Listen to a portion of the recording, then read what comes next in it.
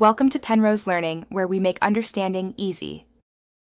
You start by ensuring you have a full backup, because disabling RAID can break arrays and cause data loss.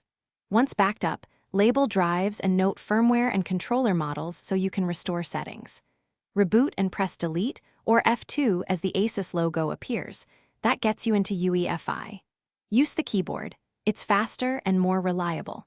Also make sure you've logged into the admin account if the board requires a BIOS password. Otherwise, you cannot change controller modes.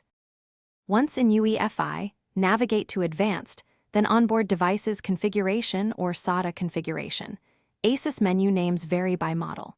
Find SATA mode or Intel RSD setting and switch from RAID to ASI or IDE, depending on what your operating system supports. Make this change deliberately because it alters how the controller presents drives. After switching, save to a named BIOS profile so you can revert if needed. Also plan OS side steps.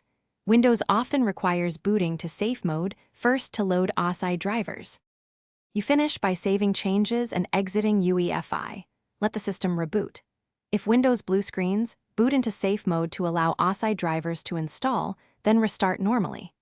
If RAID metadata still blocks access, enter the Asus RAID utility or Intel RSD and delete logical drives.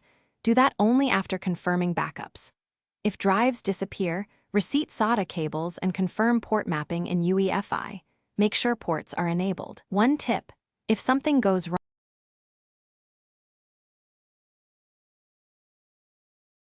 Thanks for watching. If this was helpful, leave a like and consider subscribing. See you next time.